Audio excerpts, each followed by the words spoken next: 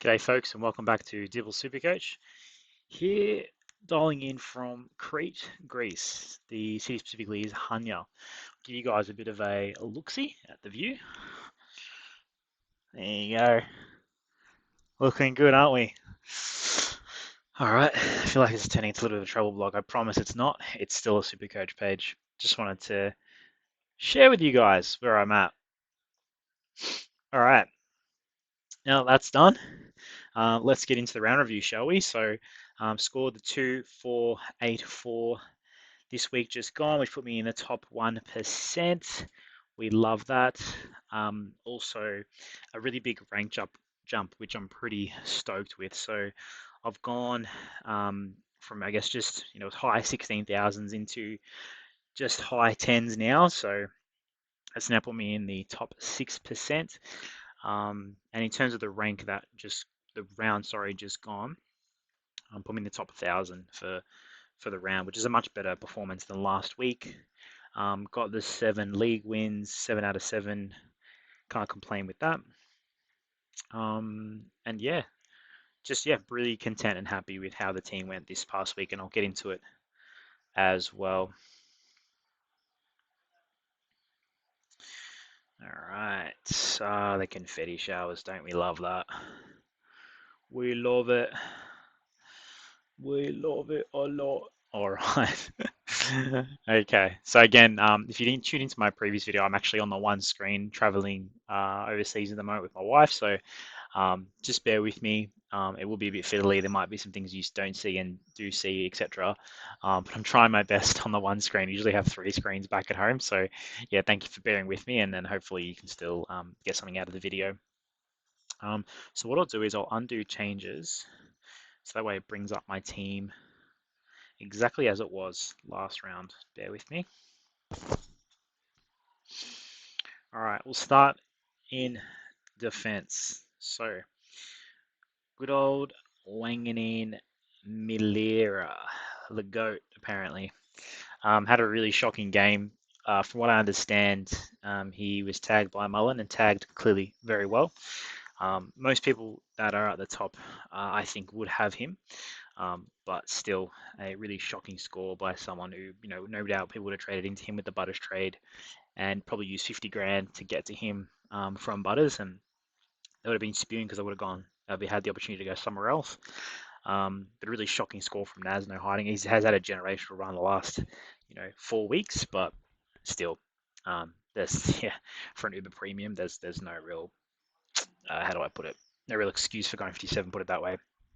He actually dropped out of my score this week, which is, I think he's my most expensive guy and dropped out, which would be a lot of case for a lot of people. In any event, we got Lockie Whitfield, so we held Lockie Whitfield with a concussion, came back against the Dons, 102. Look, I probably expected more against the Dons, but the Dons put up a pretty decent fight today. And if you guys follow the page, I am a Dons supporter. I'm actually not happy with the win. We're getting further away from the number 1 pick, which is not going to help us, but it is what it is. Good to see the young boys get a win for the club as well. But yeah, look, glad I had Whitfield, and hopefully he'll be good for the run home. Geordie Clark, 92, so he's had a couple of 9s the last couple of weeks. Pretty happy with that, pretty consistent. Nick Blake, he's also been relatively consistent as well, 92. Probably the main call out in defence is Houston. So with Jeremy Howe being out, definitely helped his scoring. And yeah, 107. He actually had a really good game for what I understood. And his ratio between DT and SC was pretty good as well. So, which is unlike him. So yeah, happy with that. And as long as Howe's out of the team, Houston has every chance to score reasonably well, which is happy with him. Stuck with him for the season, I'm pretty sure. So yeah, with only 3 trades left, so loving that from Houston. If he can go 80, 90, 100 most weeks, I'll be content with that. So took the Hall Kahan loophole with the ZZ back there. I'm trying to remember where I had ZZ in my previous video. He definitely would have been in defense, I'm pretty sure. So I had Reedy, who I'll get into in a sec, from my ruck line. I was humming and ahhing about switching up ZZ, Reedy, and I'll talk about my trades at this week as well. But yeah, took Hall Kahan's 89. He was obviously was it the Thursday game or the Friday? I think it was the Friday game. It was Adelaide and Sydney, so it gave me plenty of time to cash that in. Dacos 116, consistent as ever. really made a massive difference in the game. So I think I caught the back end of it at the Athens airport. Um, yeah, really good. Bont, amazing. Would have been a great captain score had anyone taken him. A couple of low scores in Dawson and Heaney. Those guys going head to head, not head to head specifically against each other, but more in the game. Can't really speak to why they scored so poorly. To be honest, I didn't watch the game, but I expected more from those boys, and anyone that would have traded into him to those two, respectively, post the Butters trade would have been pretty pissed off. I've had them most of the year as well, so like I'm not really that phased about it, but because I got their good scores, but anyone that traded into them would have been not that pleased, understandably. LDU 108, take that from him. Um, Welsh 122. I think it's a run of two really good games now for Welsh, if I'm not mistaken, or at least in the last three games. So we'll take that. Not take that. We're actually really happy with that. Welshie, he's probably the one that I didn't think would score well for the rest of the season, and probably one that will be a luxury trade. But obviously glad that I started running out of trades and have held him now. So happy days. Callahan continues to disappoint against the Dons today as well. Like he did have some injury concerns during the week, I think it was. So look, I'd take a 79 versus a laid out.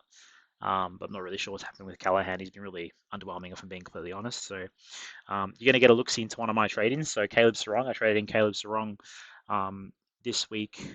So my thought process, I'll talk about my trades process now, my thought process, sorry. So I had Butters and also, so I had 5 trades with Butters. Butters clearly going to be a trade out, and Cumming also for me was not necessarily a have to trade out, but he was in my flex, and I thought, look, I'm probably losing out having my less premium most weeks to most teams, and that's why my rank's probably just dropping down and drifting. Um, so I wanted to get that upgrade on Cumming. So my two options were, and now in hindsight, I probably should have gone the other option, but I'm pretty content with what I went with anyway. Um, some of the two options I was struggling with or grappling with, sorry, was Lockie Neal in mid for Butters and then Rankin in flex, or going Sarong and Sicily. So Sicily's actually my flex, which you can't see just yet, but he's in my flex option. The reason why I've gone the two boys in Sarong and Sicily, Sarong I knew it was going up against Port, and they had the weak midfield with obviously all the outs, so there was that thinking, and also reasonably priced as well. He was something like 460, I think 461 for someone who's done 110, 115 pretty comfortably in previous seasons. So I thought bit of a bounce back for him. If you follow my page as well, you know I already had Sarong as well. So I think it's just one of those ones where you just got to swallow your pride. Think about what's best for my team this 6 weeks ahead. Have a bit of that's a Dory from Nemo. Dory, just forget about the past. Although I think she has a 15-second memory. Um, just forget about what you've done in the past. Think about the next 6 weeks, what's best for your team, and at the end of the day, just swallow the pride, and just get Sarong back in, reasonably priced. And I thought Frio hopefully would go on with their really strong run rest of year and back a couple of wins. So, and I think I did check the run home for Fremantle as well. I don't see Sarong getting many tag games as well. Sarong's obviously the first one usually tagged for Freo, but the way I saw it, I think maybe only one tag in the next 6 weeks that I could at least predict. So I think, why not? If I can at least avoid that, or have the understanding that he'll only get tagged once and I guess maybe twice, worst case scenario, generally he'll score 100, 110 relatively safely, I would have thought. So that's one of my trade-ins, and then Lockie, Neal, and Rankin. So um, Lockie Neal, obviously, I think he's going to have a really strong end to the season. Rankin is just that injury concern. I guess as I get closer to the end of the year, the risk around Rankin and his injury then reduces. So, now we've got 5 rounds left. Next round will be 4, 3, 2, 1. So that risk profile does reduce. So he's probably one I can consider bringing in this week or next. I think I'm leaning on doing no trades this week, and I'll speak to that in a little bit. But yeah, it was really Neil and Rankin versus Caleb Sarong and Sicily. Sicily, I'll jump to my flex now. So Sicily's obviously there. I think him and Cole Kahan, I'll swap them now. So, um, I guess in preparation for this week ahead. So, and just put Hawk Kahan in my flex. Having said that, though, reason why I brought Sicily in, he had the Richmond matchup this past round. He's got the Essendon matchup next round. I just thought, well, it's a really cheesy fixture. To be honest, you need to look at that. You need to really look at that coming up, and any trade-ins for the rest of the year, you have to look at that. So, and I thought a bit of a point of difference as well, and reasonably priced too. Obviously dropped down in cash, didn't score as well as I thought he would score. I think he'd go the 120, 130 sort of range against the Tigers. Not to be. I think he gave away a couple of silly free kicks, as Sicily usually does. But again, reasonably priced, but also I needed a defender. I think I was really set on getting a defender as well and swapping Hawker Hunt to my flex, so it just made sense. I could have also gone Josh Stakos as well. Sorry, I need a bit of drink. Bear with me. Greek water. Tastes the same. Um, so yeah, that was my thinking, and look, I'm pretty content, especially after that Sarong midfield masterclass. I was pretty stoked with that, and I saw my projected project forward, which is fantastic. So Horn Francis, obviously suspension game. I put Sharp to my forward line, and I'll speak to my forward line in a little bit, but obviously really stoked with Sharpie's score. So I had no midfield cover. Gorn and Cherry really disappointing. Look at that ruck line. Gorn 647k, Cherry 510k. Obviously, this is post price changes. You got Reedy on my bench who outscored both of them. So obviously, both gents went up against each other. So I think the story for both, I think Gorn copped a corky. Also had Heath in the team as well, which did not help him. Hopefully, from a Supercoach perspective, Heath is out this round. We'll see. North, I think Trembath got an injury, at least was out for most of, I think, the second half, which sort of helped Cherry get some score back. I think he was on like 30 at halftime, Cherry. So yeah, we'll see what the go is this week. Obviously, if Trembath is out, it helps Cherry from a role perspective. So a TBC on that, but they're pretty salty about Reedy being on my bench and outscoring both those guys, if I'm being completely honest. Obviously, happy to have Reedy as good cover. Not many people would have cover at the moment. The thing that I was grappling with so much in the lead up to I think it was the Freo game, was how do I get Reedy on field instead of Sharp? I didn't really trust Sharp scoring over Reedy. I just couldn't make it work. I think I had to maybe trade in a donut like a Kalani White and do some shuffling around. I didn't think it was worth it. The value of the trade was, going to a Sicily and a Sarong was better than going down to a donut for this week. But look, good to have the cover for Reedy, and we'll see what happens in trades in the coming weeks. If I can get Reedy maybe in my forward line, say Sharp into my midfield, I think obviously I'll get Sharp in midfield now because of Jason Horne-Francis anyway. So happy days, that's done. But if I can get Reedy into my forward line, I don't also know how long Pitnet's out for as well. So Reedy's only as good as Pitnet being out, if I'm being honest. So she's 133, massive.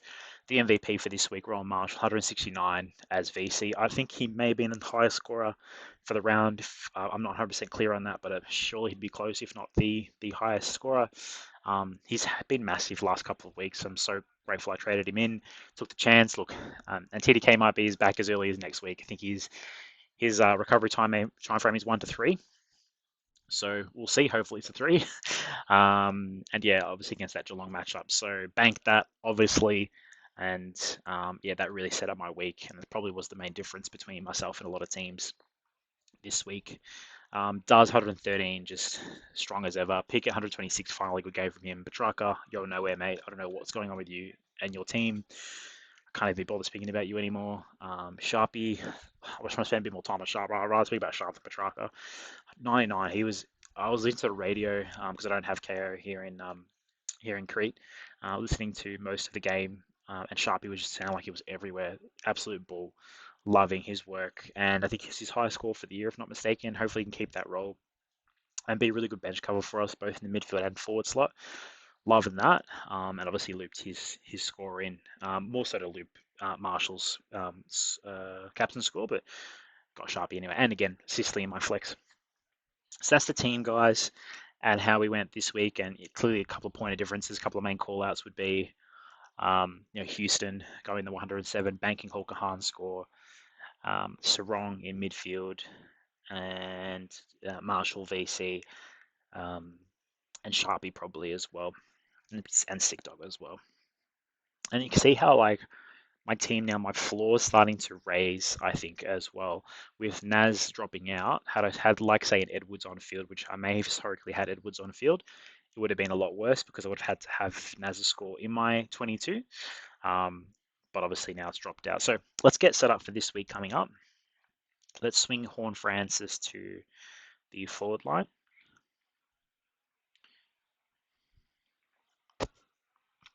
Let's move Sicily to defence for Hawker Hahn.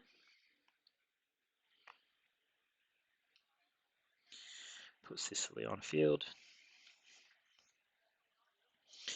Take the E off ZZ. Thanks, ZZ, for your services. Oh, something glitched out. Did it reset? No. We just have to do the ZZ one again. Sorry, guys, a bit fiddly on the laptop and no mouse as well. Oh my god, it's done it again. Sorry, this is not interesting viewing. Oh my god. All right, sorry, guys. Sharp E, Reedy E. Got no forward cover, unfortunately, but best 23 if someone does go down. Regarding captaincy, I saw that Bond has Richmond, so I'm just going to put the C on him. Jesus, sorry guys. Bloody got Greek writing popping up. What is going on here? There we go. Sorry about the fiddling. Again, apologies. All right, so how we're lining up for this week is, yeah, say full primo. I use the quotation marks primo. It's not the best quality in there, but with a couple of injuries now, I think I'll talk about Holmes in a minute as well. I obviously don't have Holmes. It's very, very lucky from me. I don't have Holmes. Don't have Jackson. They've been killing me for fucking. Sorry, swearing, guys. I'll just swear anyway. Fucking, they've been killing me for 18 rounds now, 19 rounds. I don't know which round we're in, but I think I think we just had around 19. So they've been killing me for 19 rounds. And I've just gotten lucky this week because Jackson didn't score the best and Holmes got injured. So I do feel for those coaches out there. I will speak about Holmes because he'll be a massive prospect to trade for most people. I'll speak to that in a little bit. But in terms of me and how I'm lining up, that's how I'm lining up this week. I don't think I'll use any trades this week.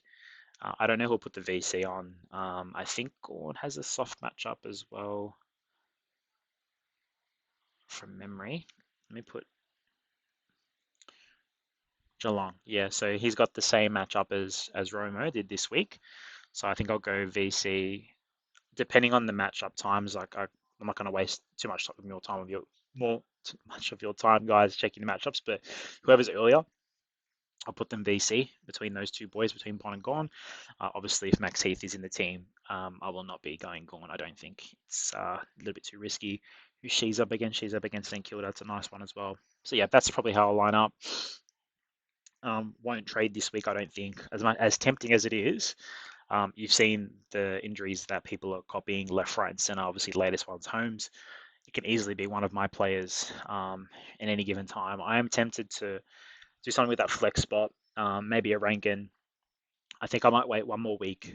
Again, I might change my mind as well. Like I might get to Thursday and go, you know, fuck it. I'll use one up, one down, and get someone into my flex, say a Rankin or anyone really, depending on how I can make the money work. I think it will be Rankin. So okay, say for example, get Edwards down to a 99 KR, and maybe Sharpie up to whoever, or even trading Hawker. I don't think I'll trade Hawker Harney. He's that good.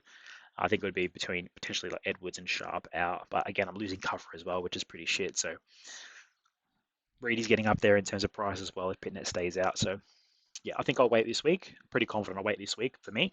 In terms of other people and what you guys would like to be doing, I think a lot of you would have homes. Let's have a look at some options for you guys and my thoughts on those. So firstly, let's start defense. I'm presuming that most people would have him in defense. Sorry. Why the fuck is this not working?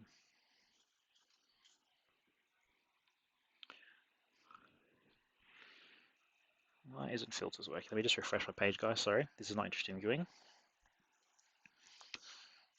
Have a look at my view again. Pass the time.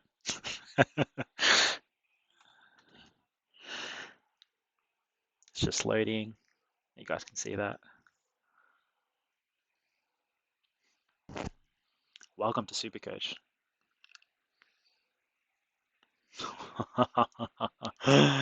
You gotta be shitting me. Come on, man. Yeah, we're straight back in. Fantastic.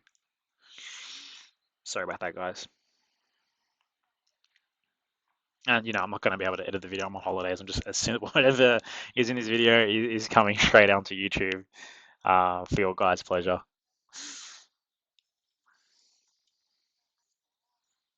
What is going on? This one screen is fucking killing me.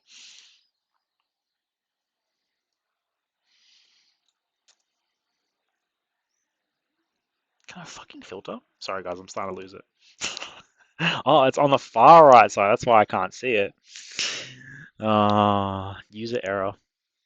User error. Sorry, guys, you've just wasted the last 2 minutes of your life. I do apologize, but hey, let's get into some Max Holmes replacements. Naz is clearly the number one. He's obviously had a shit most recent round, but you have to go him. He's your number one. He's D1, especially now with Holmes out. It's a bit resistant him being tagged. I'd definitely be going him. Geez, Luke Puck had a shit score, didn't he? And Ash, wow. Not a good week for the defenders. And Wilkie. Fucking hell. Look, I obviously maybe a bit biased on mine, but I did trade in Sicily myself because he's obviously got the Essendon matchup coming up. Probably have some people ranked before him though. Wayne Malera is in really good form. I'd be going Naz number one, Ash, Whitfield, yeah, Mills, Blakey, Mills has been really good. I put Mills probably third. And for midfielders, I'm pretty confident. Just be Neil. Neil is killing me. I'd be going Neil. Look, guys, I'm just gonna leave it there. Hopefully, keep it short, sharp, snappy. But thank you so much for tuning in, and I'll catch you next one. Cheers.